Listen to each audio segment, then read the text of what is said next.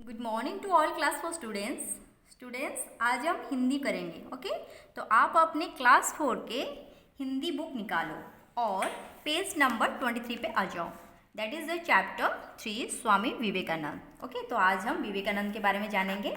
Okay, उनके बाल्यकाल के बारे में जानेंगे और उनके जो मोरल थॉट है उसके बारे में जानेंगे। ओके, देन बातों में क्या है ना, यदि आपसे कोई गलती हो जाए तो आप क्या करोगे, ये आप सोच समझ के आंसर करना कि अगर कुछ गलती कर दिए तो उसके बाद आप क्या कैसे फील करोगे और क्या करोगे। देन अपनी गलती स्वीकार करने वाले व्यक्ति को क्या कहा जा सकता है।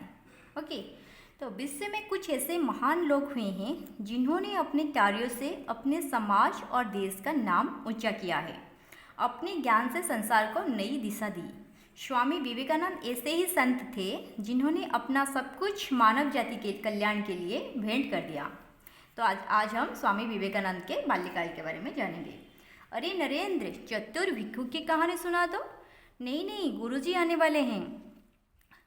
ये नरेंद्र के दोस्त ने उनसे कहानी सुनने के लिए बोला, लेकिन नरेंद्र ने मना किया। अभी तो उनके आने में समय है, जल्दी सुनाओ ना। केशव ने हट की। केशव ने जिद की कहानी सुनने को। तो ठीक है, सुनो। नरेंद्र कहानी सुनाने लगा। श्रोता सहपाठी कहानी सुनने में मग्न हो गए। अध्यापक ने आकर पढ़ाना शुरू कर दिया और उन्हें पता ही ना लगा। अचानक अध्यापक का ध्यान कोने में बैठे उन छात्रों की तरफ गया। क्या हो रहा है वहाँ? मैंने जो पढ़ाया है वो सुना या नहीं? खड़े हो जाओ तुम चारों, मेरे प्रश्न के उत्तर दो। अध्यापक ने सबसे प्रश्न पूछे। नरेंद्र को छोड़कर अन्य कोई उत्तर न दे सका। शिक्षक ने कहा, नरेंद्र को छोड़कर सभी खड़े रहो, कक्षा में बातें करने का दंड तो मिलना ही चाहिए। गुरुजी, मुझे भी दंड दीजिए, कहानी मैं ही सुना रहा था। नरेंद्र ने स्वीकारा, क्योंकि कहानी सुनाने वाले नरेंद्र ही थे, तो उन्होंने अपनी गलती स्वीकार किया। नरेंद्र की सच्चाई और ईमानदारी देखकर अध्यापक दंग रह गए। सच बोलने वाला ये बालक नरेंद्र आगे जाकर स्वामी विवेकानंद के नाम से प्रसिद्ध हुआ। स्वामी विवेकानंद का जन्म 12 जनवरी 1863 को मकर संक्रांति के दिन कोलकाता में हुआ। बचपन में उनका नाम नरेंद्रनाथ था। छोटा नाम नरेन पड़ गया। उनका बड़ा नाम था नरेंद्रनाथ दत्त और उनके प्यार से उन्हें नरेन भी बुलाते थे। उनके पिता का नाम विश्वनाथ दत्त था।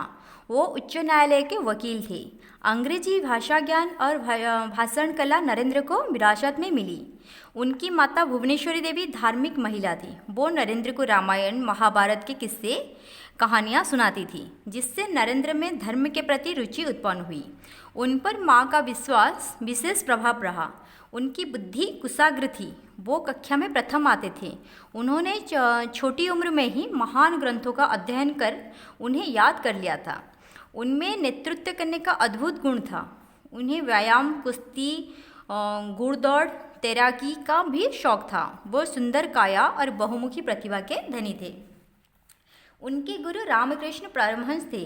उन्होंने नरेंद्र को विवेकानंद का नाम दिया। एक बार स्वामी विवेकानंद अमेरिका गए। अमेरिका के शिकागो शहर में विभिन्न धर्मों के प्रतिनिधि अपने अपने धर्म के विषय में बताने आए थे। विवेकानंद ने भारत की ओर से अपना भाषण दिया। भाषण में उन्होंने संबोधन भाइयों और बहनों को सुनकर सभा में तालियां गूंज उठी। अगले दिन उनके भाषण की चर्चा पूरी अमेरिका में हुई। उन्होंने अपने कार्यों और विचारों से विश्व में भारत का नाम रोशन किया।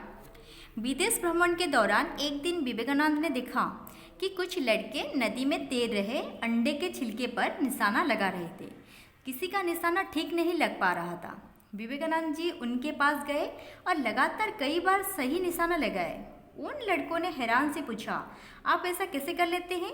सारे निशाने ठीक कैसे लग गए?